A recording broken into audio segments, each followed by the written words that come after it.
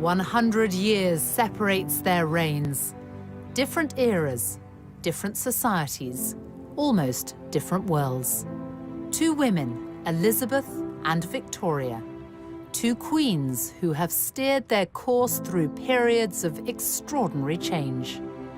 In the British monarchy's 1,000-year history, their like has rarely been seen. Their longevity is unrivaled. On the 9th of September, Queen Elizabeth II will become the longest reigning monarch in British history. She will break the record set by her great-great-grandmother, Queen Victoria, who was on the throne for 63 years and 7 months. Yet they became monarchs unexpectedly at a young age. Neither Queen Victoria nor Queen Elizabeth were born to be queen, and indeed, there was no great expectation that either of them would be. I think certainly we'll look back and say there's been the biggest changes in society under these two female monarchs. I think history will look back on them both and compare them because it's really so incredibly unique. And both of them symbolize their country, and that's what's so wonderful about monarchy. It is a symbol above politics. But what does it take to be a monarch who defines an era? One who has the power to capture the hearts and minds of people at home and abroad. She's just brilliant. At her age, to be still doing things like this, it is just fantastic. I never really got this whole Queen thing, to be honest. I really didn't. But I've got it now, and I just... Okay, sorry, I posted on Facebook that I've fallen in love with the Queen. As the Queen reaches this milestone, we look at the long reigns of two extraordinary women and ask how they've managed to provide such enduring stability in an ever-changing world.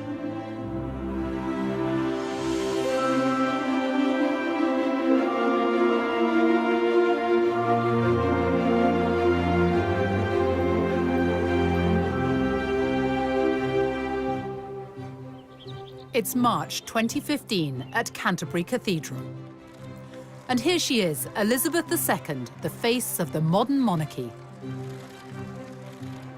She's here to unveil statues of herself and her husband, Prince Philip. Immortalized in stone next to Queen Victoria and Prince Albert, in this, the year Elizabeth becomes the longest reigning monarch. Nobody expected that. On April the 21st, 1926, a child was born to the Duke and Duchess of York, Elizabeth and Prince Albert, who was the second son of King George V. Elizabeth Alexandra Mary came into this world a princess. Her popular uncle, the Prince of Wales, was next in line to the throne, followed by her father. So no one ever expected that one day Elizabeth would become queen. And she certainly wasn't born in a palace. In fact, she was born right here. On Bruton Street in Mayfair, now a restaurant. A plaque is the only reminder that before the bombings of World War II, Elizabeth's home stood on this site. And here they are, the family at their home in 1927, and Nanny and baby Elizabeth. The young princess was expected to lead a relatively quiet life away from the full glare of the monarchy, which is just what people thought at the birth of another royal infant. Victoria was born in a palace, Kensington Palace, on May the 24th, 1819. At birth, she was fifth in line to the throne. And even though her mother was fiercely ambitious, no one could have known that Victoria was destined to become queen. She too was raised quietly, away from court, under the care of her strong-willed German mother, Victoria Maria Louisa, the Duchess of Kent. Here she is, Victoria. Victoria herself. Victoria spent her childhood here in Kensington, and she said herself, "I had a very unhappy childhood." And she was also a long way from the throne. No one thought she'd ever come anywhere near it. Basically, when she was born, she was intended to be married into other royal families, a very minor royal, so no one thought anything much of it. By her own account, Victoria was brought up very simply here in a suite of rooms on the first floor of Kensington Palace. It was a privileged but isolated existence. What we do know is that she remembered later on this terrible, oppressive, melancholy childhood.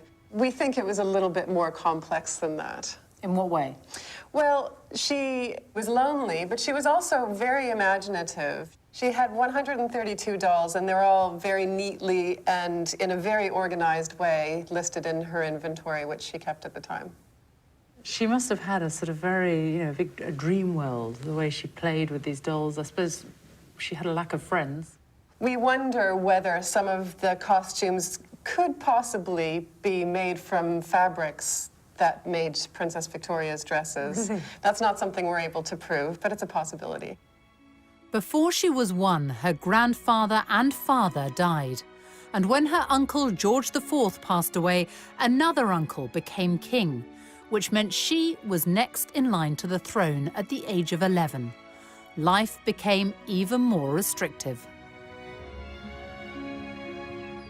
Her mother kept her under, well, pretty much lock and key. They called it the Kensington system. They wanted control of her. So they kept her under 24-hour surveillance. She wasn't allowed to have a single minute alone, because what they wanted was her to come to the throne at, say, 10, 12, and they be the one in the power. They be the one being regent. She was sheltered and protected, and she even shared a bedroom with her mother until the day she became queen at the age of 18.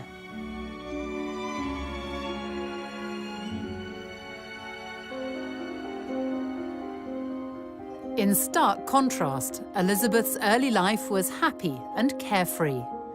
She had the constant companionship of her younger sister, Princess Margaret. Princess Margaret. We four. They had the common touch. They had ordinary Scottish nannies. Scottish nannies looking up. Boba MacDonald taught her how to iron the wrapping paper of her presents and put it away in a drawer so that she could reuse it. But she went on the bus, she went to the museums, and all the time, in those early years, she was just being prepared for the life of a young lady of the middle to upper classes.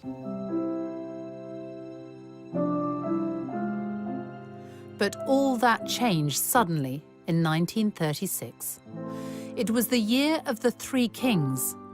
In January, King George V, Elizabeth's grandfather, died.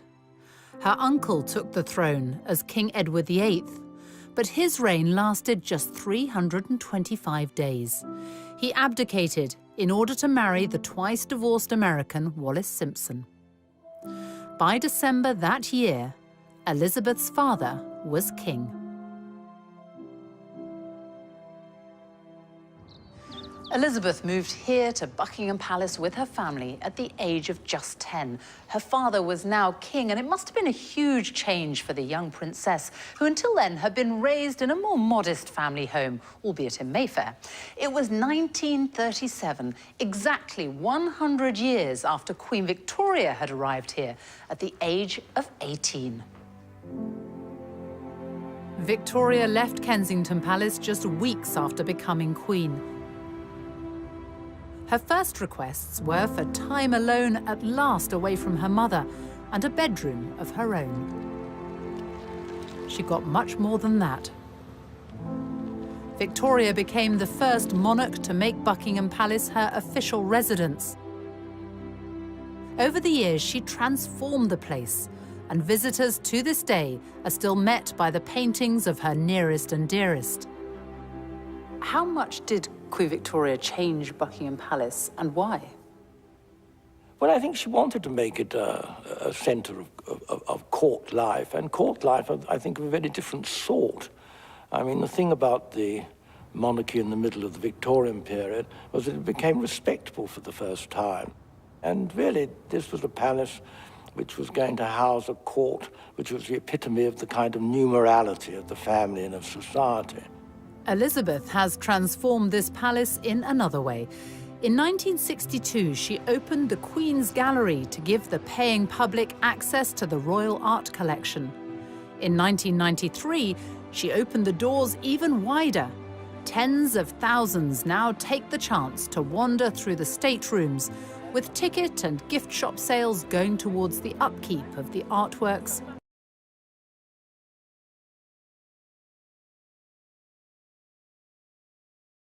Guests are invited to a reception at Buckingham Palace for the Queen's Award for Enterprise, now in its 50th year. And each guest is greeted personally. It means a huge amount to these businesses. You could be in China, you could be in India and Brazil. People will see the emblem of these awards and they will know that you've got that because you're a very successful British business, and it actually then leads to more business, which is great news for Britain. It's such a boost to me personally, to my confidence as a businesswoman, but obviously to the business. I've met so many fantastic other businesses, so I look forward to a lot more business networking as well. The questions she was asking tonight were quite interesting. They were very business orientated, and she obviously knows what's going on, which is great, you know. The Queen herself is such an inspiration for all of us. And so for women in general, I think, you know, I mean, an inspiration of hard work, dedication, you know, like what entrepreneurs should look up to.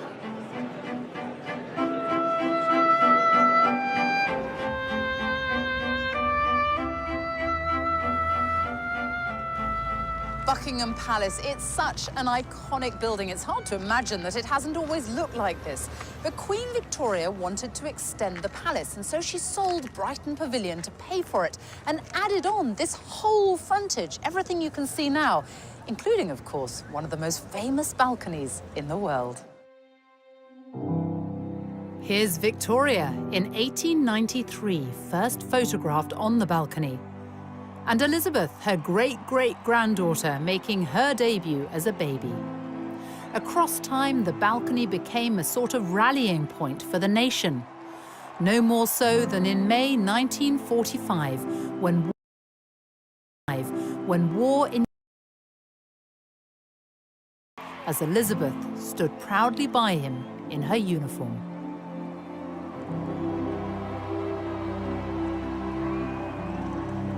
Growing up during World War II shaped the future Queen. In 1940, she was the teenager who gave this radio broadcast for children forced to evacuate their homes. My sister Margaret Rose and I feel so much for you, as we know from experience what it means to be away from those we love most of all. You would have thought that the royal family would have been moved a long way away to safety, but instead the princesses came here. They lived here in Windsor Castle for much of the war, and the castle was stripped of all its finery. The paintings were removed and hidden in caves in Wales and other places. And it was a very much diminished castle, except for the magnificence of the buildings. There was a big air raid shelter built under one of the towers, which no one liked using, but they did when the air raid sirens sounded. As the bombing raids of the Blitz hit, it was suggested that the princesses should be evacuated, to which the Queen Mother had an immediate reply. She said, "The children would never leave without me. I would never leave without the king, and the king will never leave." Indeed, in September 1940, the king and queen were very nearly killed when a German bomber flew up the Mall and dropped its bombs directly on Buckingham Palace. They concealed how nearly they came to death. They realized instantly that they had to be the focal point of the nation at war. And that was transferred to Princess Elizabeth, and we have seen that ever since, duty is what has defined her and led her and inspired her. Elizabeth, unlike Victoria, was able to learn the art of being a monarch from her parents.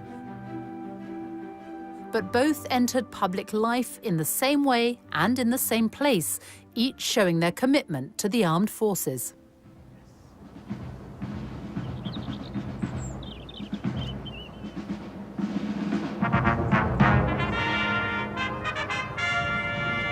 Queen Victoria came here here to Windsor Castle to review her troops for the first time when she was just 18. A century later, Elizabeth, then still a princess, followed in her footsteps on her 16th birthday. It was her first official engagement. The British Grenadiers then marched past Her Royal Highness the Colonel. She's back. It's April 2015. Now 89, the Queen is presenting new colours to the 1st Battalion, the Welsh Guards.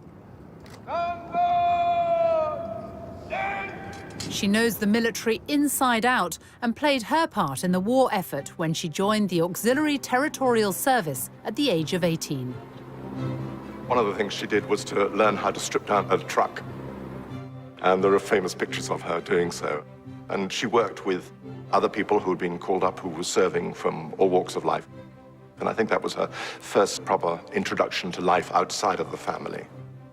And these were all sort of incremental steps in her training, if you like, towards being the monarch. Her Majesty the Queen knows absolutely everything that's happening in the ceremonial state occasion. But she knows that I'm there to just make sure those people that don't know are led and guided so that they can give the best performance. I'm inspired by her, an absolutely wonderful lady. I mean, the Queen is what we fight for and fight under for the country, and she's sort of the head of the army and our regiment, so it's extremely special for the boys. Do you think that the Queen really does understand what you do, what you go through? 100%, 100%. I think she probably knows more than anyone in her time of understanding what sacrifice for the country is, and she's an extremely special person. Recognition from the monarch has always been highly prized. At the end of the Crimean War in 1856, Queen Victoria introduced the Victoria Cross for bravery. A medal has been created in Elizabeth's name too, the Elizabeth Cross, for the next of kin of British servicemen and women killed on military operations or by terrorism. 2 recent tours of Afghanistan have seen the Welsh Guards lose 9 men. Lieutenant Mark Everson was one of them. You have been awarded the Elizabeth Cross. Yeah. In memory of your son. Yes. Just explain what the Elizabeth Cross is and how important it is to you. Most awards that are given to soldiers, but this is something for the families, which is actually saying, you know, the families are involved in this as well. However prepared one is for soldier death, it leaves a huge hole in families.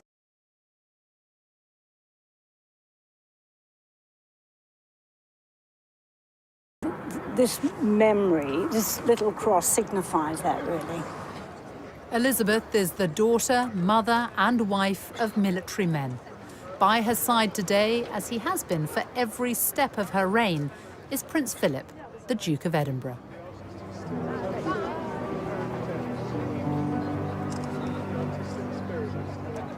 They got to know one another in 1939, as Elizabeth accompanied her parents on an official visit to the Royal Naval College, Dartmouth.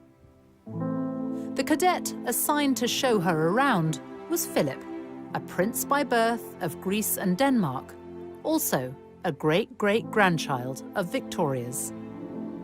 The Queen saw him, this handsome young Viking with his sense of humor. I think right at the start, his lack of reverence, his sense of informality appealed to her, as well as his stunning good looks. They became pen pals, with Elizabeth keeping a photo of a bearded Philip as he fought for his adopted country, Britain. It was a love match. And in 1946, after a holiday at Balmoral, they got engaged, and though secretly, because the King and Queen asked them to postpone the public announcement until the following year. The royal family and Princess Elizabeth's fiancé have permitted these special film studies to be made in response to the rapidly mounting worldwide interest in the forthcoming royal wedding on the 20th of November in Westminster Abbey. I am Alexandra Mary. Take thee, Philip, Take thee, Philip, To my wedded husband. to my wedded husband. To have and to hold. They wed when Elizabeth was 21.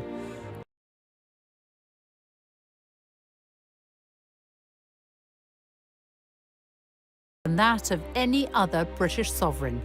It's a cornerstone of Elizabeth's reign. As she's said in several tributes to him, he is the rock on which her work as a monarch has been based. He has quite simply been my strength and stay all these years. And I and his whole family, and this and many other countries, owe him a debt greater than he would ever claim, or we shall ever know. Queen Victoria had her rock too. For Victoria and now Elizabeth, a vital thread through their lives has been the love and support of their husbands. Both married European princes, both met their husbands-to-be when they were very young and then got to know them slowly through letters.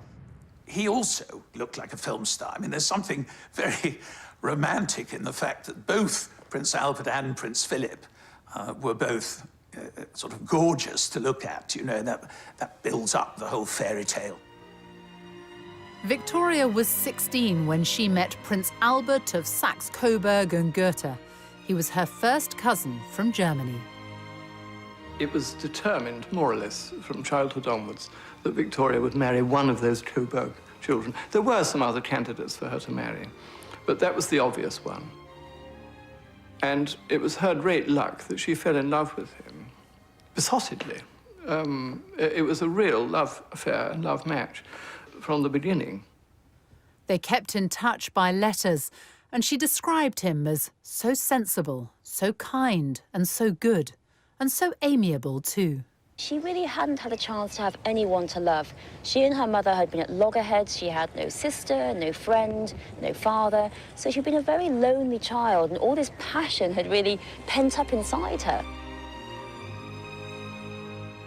Obviously, Victoria's wedding to Albert on a grisly February day is essentially a private service.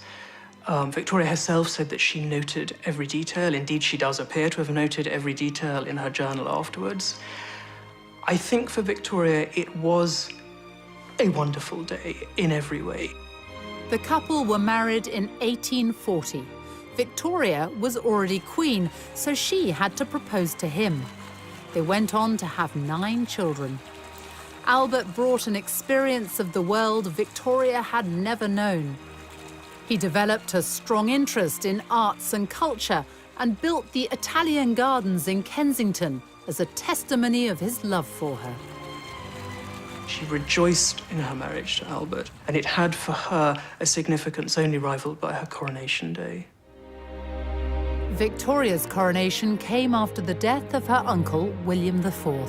It's one of the quirks of the hereditary system that one is expected both to mourn and rejoice at the same time, mourn the death of one sovereign, rejoice in the accession of the next. I think in 1837 there is a definite imbalance. There is notably more rejoicing than mourning. She loves being queen at the age of 18. She tells the wife of a courtier that she woke up one morning afraid it might all turn out to be a dream. She thoroughly enjoys the dream. 400,000 people flocked to London for her coronation, helped by the transport revolution, the railways, and the hopes of a nation resting on youthful shoulders, something shared by only 2 women in more than 100 years. Elizabeth's path to accession came in 1952. In January, she and Philip were waved off at the airport by her father, King George VI, as they began a Commonwealth tour in his name. It was the last time they would see one another. He was only 56. On February the 6th, 4,000 miles away from London, Princess Elizabeth was brought the news the world was soon to hear. It was announced from Sandringham at 10:45 today that the King, who retired to rest last night in his usual health, passed peacefully away in his sleep earlier this morning. People were shocked by the death of the King. It wasn't anticipated, except in an inner circle who knew just how ill he was. Elizabeth returned to London in mourning, a young woman who now held the future of the monarchy in her hands. For 4 days, King George VI lay in state in Westminster. I remember walking past the catafalque of King George VI. My mother took me and my brother Rory, and I was only 3. And we queued for hours. You can't imagine that now, can you? Queuing for hours outside Westminster Hall. But she said, you will remember. You will remember this all your life, and this is something we owe him.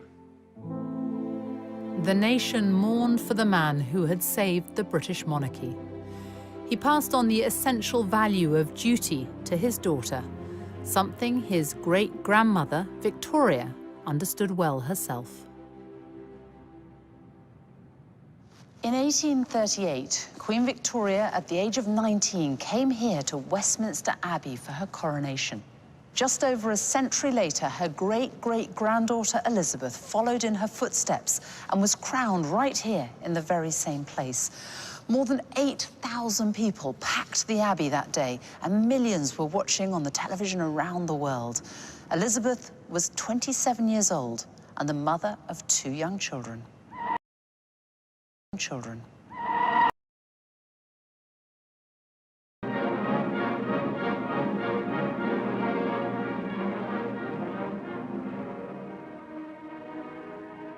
How was Elizabeth received at the coronation?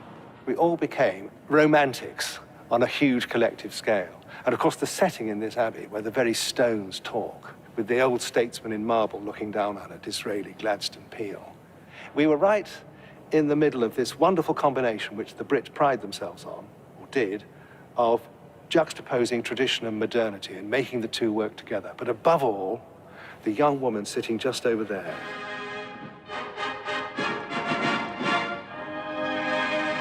Seared across the Velcro of memory, and it's a very dazzling searing because post-war London was very drab.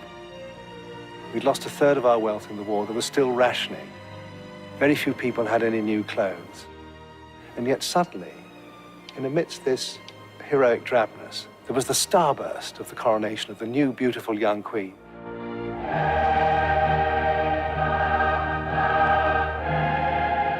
I remember it. I was on Victoria Embankment, and it was a kind of magic moment when the great golden coach went by, and then this smiling figure.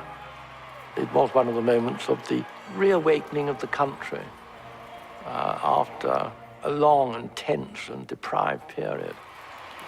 And for those who weren't there, thanks to the revolution of television, the nation could watch from their living rooms. 27 million people in Britain in June 1953 watch at least half a day's television coverage. The number of BBC licence holders doubles that day. So there is this sense of what newspapers refer to as coronation fever. We've only known in recent years that it was, in fact, the Queen who said, yes, it ought to be televised. An acknowledgement that the monarchy, as it were, belongs to the people. You've got to, with the new means of communication. And then this smiling figure, just all the diamonds reflecting with the Duke of Edinburgh. But I mean, I remember it so absolutely vividly. 5 months after her coronation, Elizabeth returned to the Commonwealth tour she'd begun before her father's death.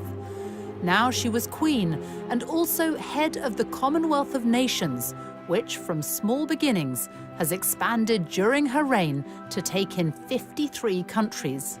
She has visited almost all of them. I think historians will look back on the reign and achievements of Elizabeth II and pick out the Commonwealth. The Commonwealth is a real family, so successful that countries that are not former British colonies have asked to join and been allowed to join. For Victoria, she was Empress of India, with the reach of a global superpower, the British Empire. Not that she saw much of it.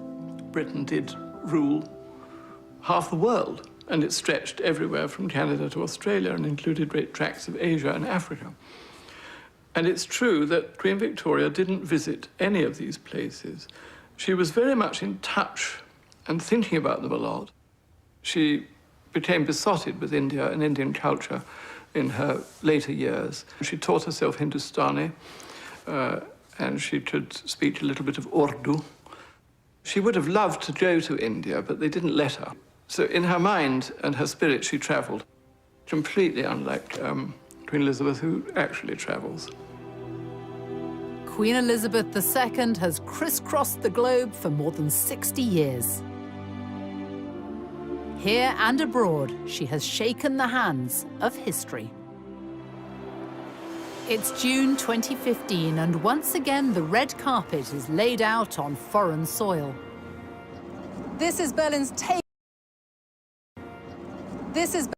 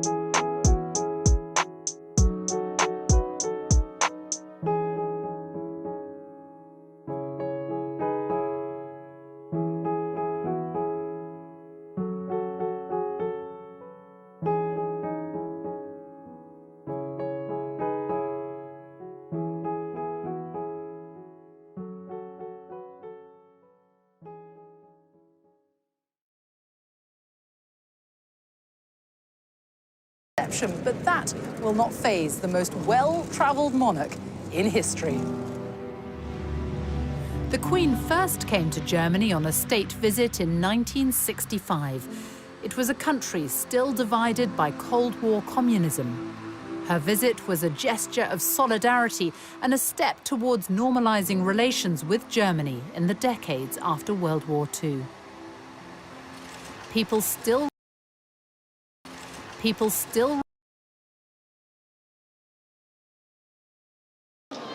For my husband and me, it is a deeply moving experience to be with you here in this courageous and famous city. 50 years on, Germany, now a unified country, has changed dramatically. The welcome for the Queen hasn't.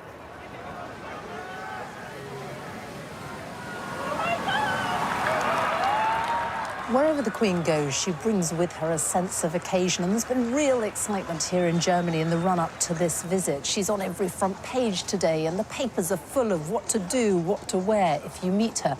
And German television has been running British-themed programmes. And that's the thing about the Queen. Wherever she goes, she brings with her an indefinable something that no one else can. The Queen is our big differentiator in the eyes of many of our foreign partners and friends. They deal with other governments, they deal with other heads of state, but the Queen is something completely unique. And you see that in the reaction of the crowds lining the streets.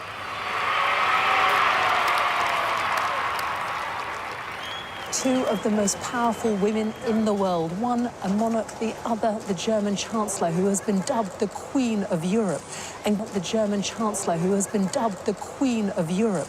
And given the question mark over the future of Britain in the EU, the timing of this state visit is being seen as something of a diplomatic coup.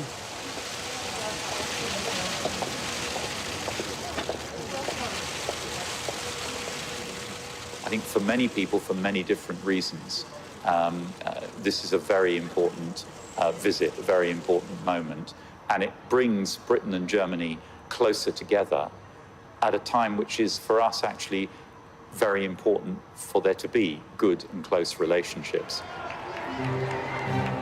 As a constitutional monarch, the Queen must remain politically neutral. Hers is more of a personal power. Arriving at the state banquet, she is wearing Queen Victoria's rubies as she delivers words echoing a lifetime of experience. We know that division in Europe is dangerous and that we must guard against it in the West as well as in the east of our continent. That remains a common endeavour. Flying the flag for the United Kingdom at the British ambassador's residence in Berlin.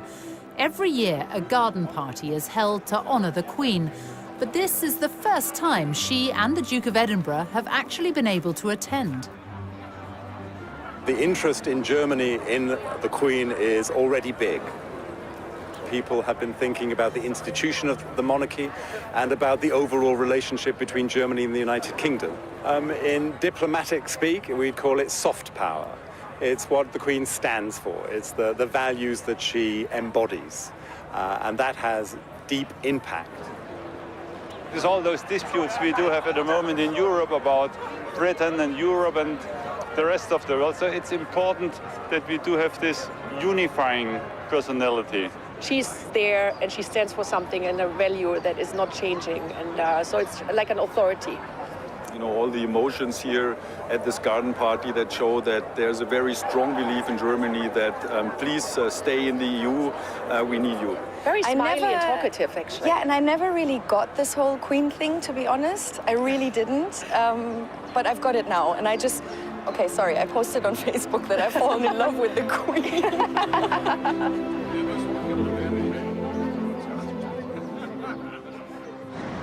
In Germany's modern democracy, sections of the wall which once separated East from West in the Cold War now stand only as symbolic fragments. And this is a country which remembers its deeper past, those who were killed in one of the most dreadful persecutions in history.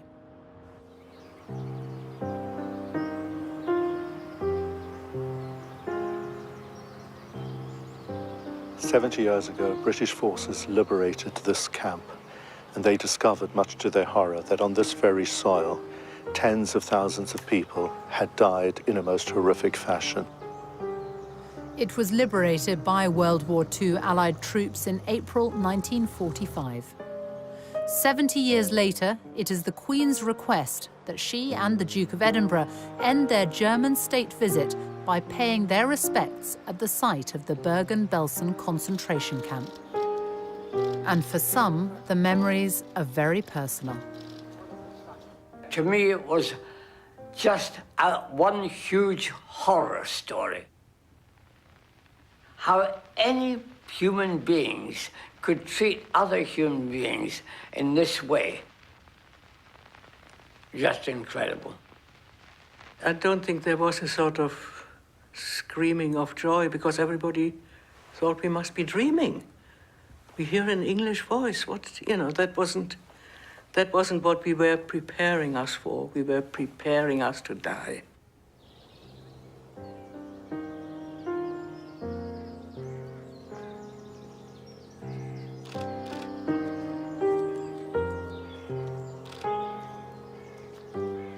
her visit shows that she takes human suffering seriously.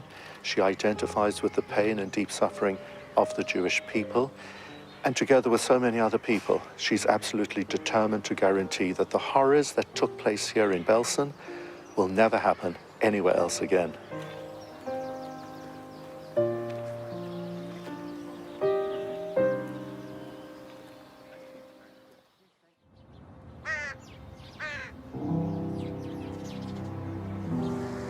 In Britain, religion and the monarchy are forever intertwined. Since King Henry VIII famously separated the English Church from Rome, every monarch has become defender of the faith and head of the Church of England. Victoria. She was devout, outspoken on church matters. She even wrote about her views on sermons in her diaries. I think that sincerity of faith is something that Queen Victoria shares with Elizabeth II. I feel absolutely sure that both women, in what is unquestionably a very lonely position, have felt upheld at moments, many moments possibly in their reign, by a very strong Christian faith. Many have found the practice of quiet personal reflection surprisingly rewarding, even discovering greater spiritual depth to their lives. In her Christmas broadcasts, she talks often about how the teachings of Christ are what inform and inspire her.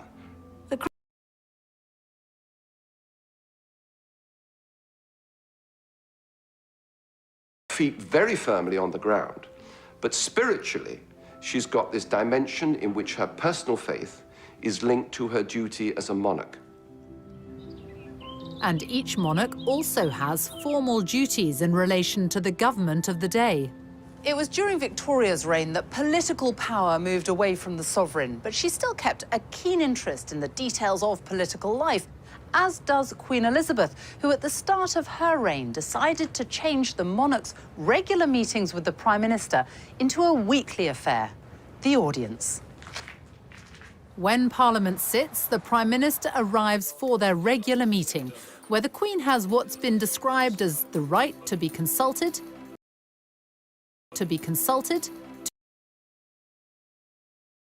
the course of 12 British Prime Ministers.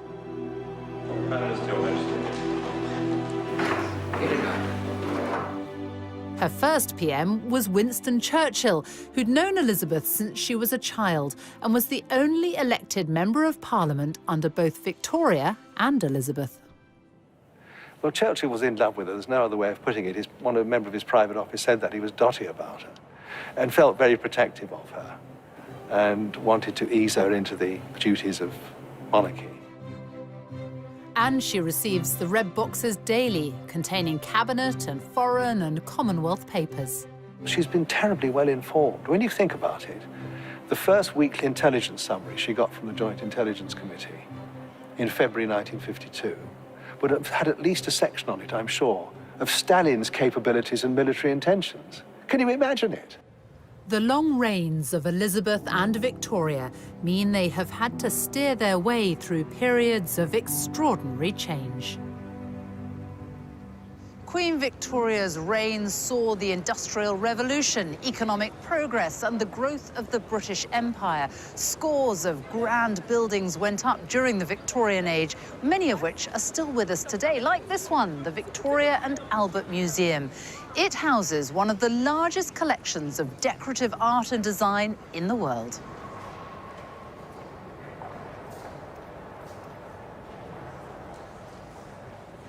So, what is Victoria and Albert's legacy in terms of art and culture? It's fundamental. I mean, this museum, as you know, is the Victoria and Albert Museum, and that name is not an accident. It was renamed the Victoria and Albert Museum in 1899, and it was one of Queen Victoria's last public appearances when she came to lay the foundation stone of the front of our museum. How big a role did Victoria and Albert have in bringing the arts to the people? Throughout her life, and indeed throughout Albert's life, they were actively promoting education and culture, art and science. This whole complex at South Kensington is thanks to the way they supported and promoted these activities. So much so that this area became known as Albertopolis, also taking in the Albert Memorial, Victoria's vast tribute to the man she adored, who died at the age of 42. The great expansion seen in the Victorian age has not been repeated during Elizabeth's reign. Instead, there have been huge leaps in science, technology, medicine, even space travel, and far greater freedom and tolerance. In an age of rapid innovation and cultural change, the Queen recognises pioneers from every field. At Windsor Castle, she has a gathering of the holders of the Order of Merit. It's a celebration of the elite from music, art, medicine, astronomy, architecture, theatre. Queen Victoria may have been the first monarch to try the telephone with none other than the inventor Alexander Graham Bell. But it was Elizabeth who, in 1958, made the first direct-dialed long-distance telephone call. This is the Queen speaking from Bristol. Good afternoon, Lord Provost. Good afternoon, Your Majesty. She was the first British monarch to send an email in 1976, and has a Twitter, Facebook, YouTube, and Flickr account in her name.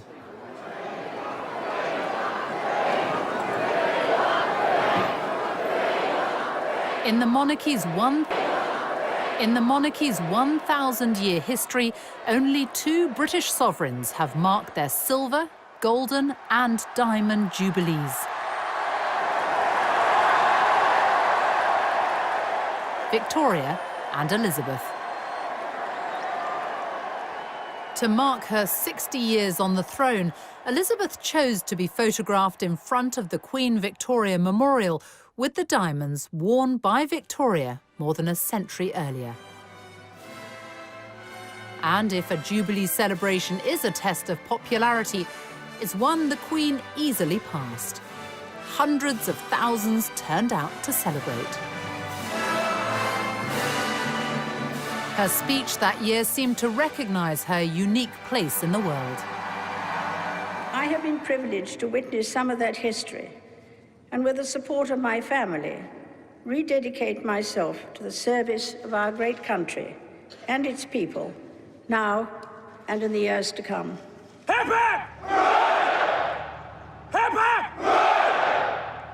Hip hip!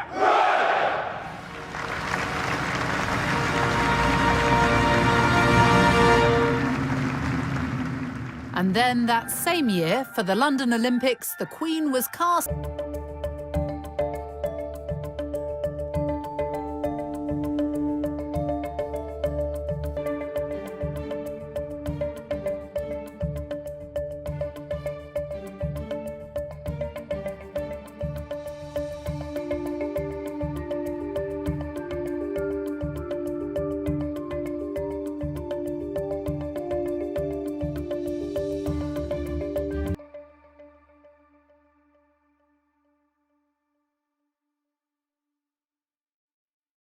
Long reign can bring challenges. Unlike Elizabeth, Victoria had to spend almost 4 decades without her beloved husband by her side. Queen Victoria did flack after the death of Prince Albert, not for the rest of her reign, as some people mistakenly think. It was really for about 10 years that she was much more in retirement, and she worked all the way through it. I mean, there's a fantasy that she was just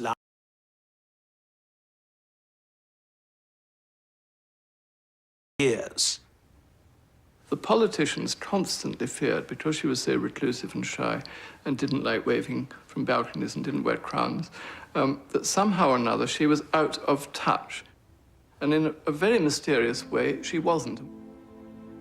In June 1897, Queen Victoria was persuaded to make an effort for her Diamond Jubilee.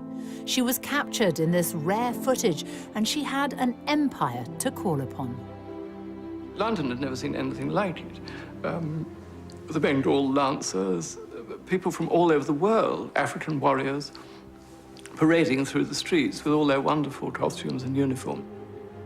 It was partly a demonstration of this extraordinary political stability, that this institution, which had been so fragile in 1837, was now going stronger than ever in 1897, thanks to this very eccentric, clever but strange woman sitting in an open carriage riding through the streets of London in a black bonnet. The whole place was alive with excitement. Both Victoria and then Elizabeth came here to St Paul's Cathedral to mark their Diamond Jubilees. For Victoria, who by then was 78, it was a rare public appearance. She was still mourning Albert decades after his death. And she was frail, too frail to climb these stairs and go inside. So instead, when her carriage drew up here in front of jubilant crowds, she remained in it, and the whole service came out to her.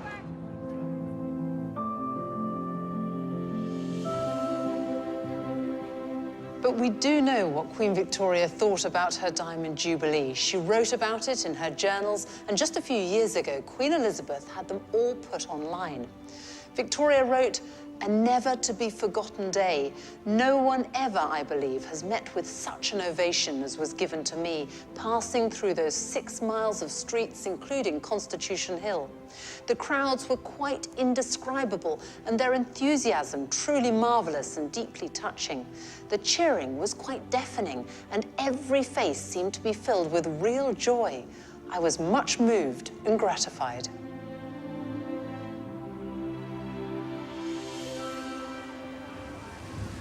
As well as being visible, the monarch must connect with every part of the United Kingdom. Today, the Queen, a direct descendant of Mary Stuart, Queen of Scots, arrives in Edinburgh for Holyrood Week. It starts with the ancient ceremony of the Keys, unchanged since Victoria's time. Well, it's a very significant process because it's the presentation of the city's keys to the monarch. But also, you know, for people of the city, it's a meaningful event because it's about the Queen's authority in the city. It's also about a welcome for garden party guests in the spectacular grounds of the palace. Royal garden parties were introduced by Victoria at Buckingham Palace in the 1860s and brought here to Scotland by Elizabeth's grandfather, George V. This is the Queen attending as a child. 8,000 people have been invited to this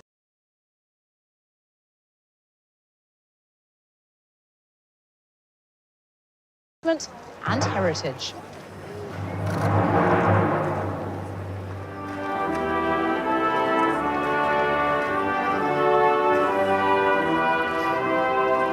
She's just brilliant. At her age, to be still doing things like this, it is just fantastic. I think today has been a very good example of exactly what we as a country do well, and I think she's at the very heart of it. And the fact she visits our islands, you know, she embraces all the parts of Scotland that we love. Her and the Duke have done a marvellous job over the years, and I hope they'll have many more. What over the 6 decades of her reign has been done is the knitting together, I think, of an extraordinarily ever richer tapestry of Scottish life. My lot are part of the older threads, but every year through this great gathering, new, fresh threads are added.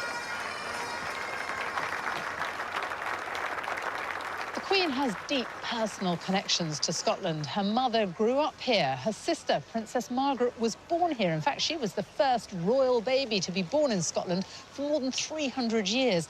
And since she was a child, Scotland is where the Queen has always come on her family holidays. During late summer and autumn, the Queen still enjoys her longest spell of privacy in the place she's visited since childhood.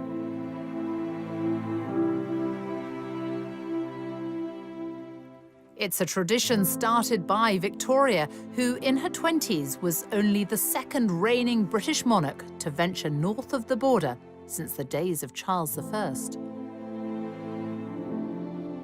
Queen Victoria and Prince Albert fell in love with Scotland. Prince Albert saw Germany in it. He was reminded of Germany. The sort of forests of firs and all that kind. Queen Victoria was privy to a kind of ordinary life up there that was more difficult in Windsor or in London. Victoria did deer stalking and watercolours and long walks in the heather and getting rained upon and all that. I think there's something about its sort of vastness when you get up into the Highlands, and that sense of being far away in this kind of mountain kingdom. Victoria and Albert bought land here, which they developed, building the magnificent Balmoral Castle.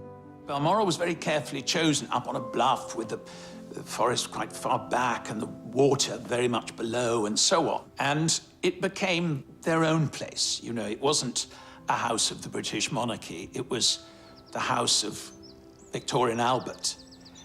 And that meant a great deal to her. The home lovingly designed by Albert for Victoria now belongs to Elizabeth. A private residence, but no longer just a royal idyll.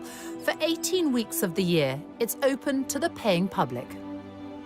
As she grew older, Victoria spent much of her life at Balmoral. She was here on Wednesday, the 23rd of September, 1896, the day she overtook her grandfather, King George III's record. She wrote, "Today is the day on which I have reigned longer by a day than any English sovereign." Just days after Victoria had become the longest reigning monarch, she was pictured right here beneath the terrace at Balmoral. It was a very special moment, and that's because it was the first time that Victoria had ever been captured on film.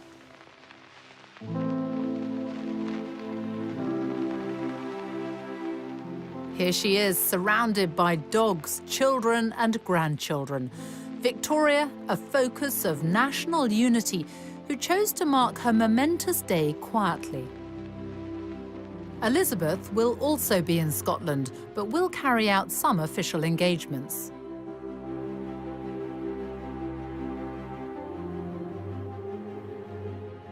This is where Queen Victoria was on the day that she became the longest reigning monarch in British history. And this is also where her great-great-granddaughter, Queen Elizabeth, will be when she passes that record on the evening of Wednesday, September the 9th. She will have been on the throne for 23,226 days. There'll be no fuss, no grand celebration. It's business as usual, we're told. But all the same, it is a remarkable achievement and something none of us will ever again see in our lifetime.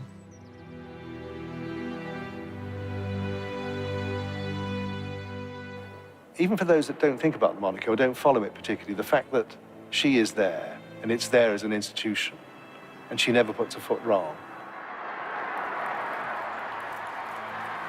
I don't think we should withhold our gratitude to both women for keeping this institution, which I think many people cherish, in spite of all the jokes we make about it.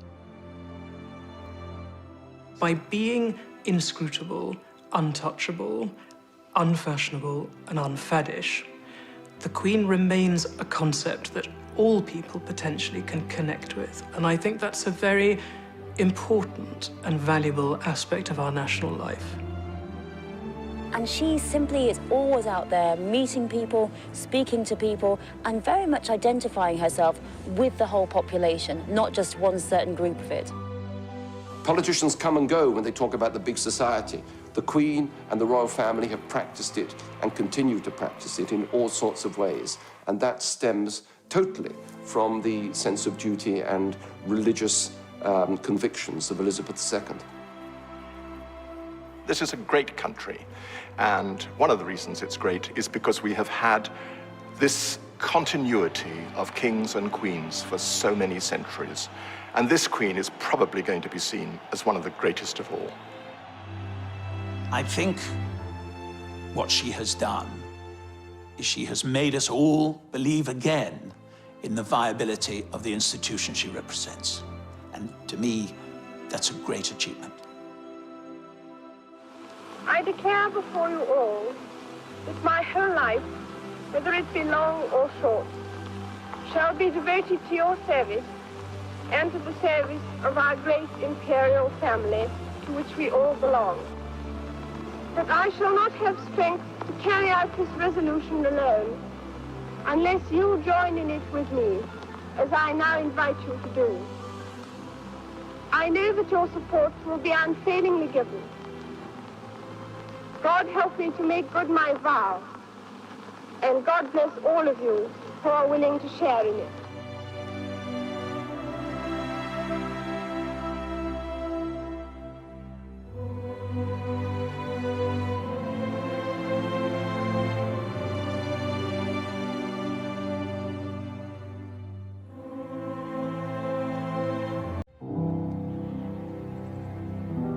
"100 years separates their reigns.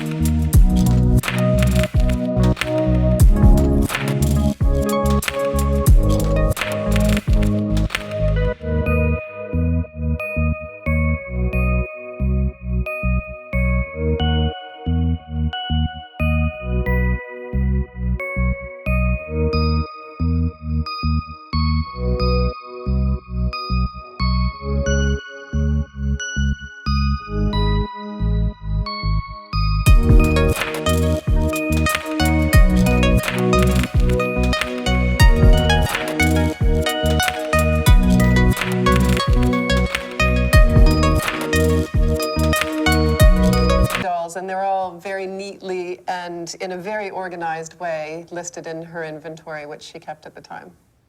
She must have had a sort of very, you know, a dream world, the way she played with these dolls. I suppose she had a lack of friends. We wonder whether some of the costumes could possibly be made from fabrics that made Princess Victoria's dresses. That's not something we're able to prove, but it's a possibility. Before she was 1, her grandfather and father died. And when her uncle George IV passed away, another uncle became king, which meant she was next in line to the throne at the age of 11. Life became even more restrictive.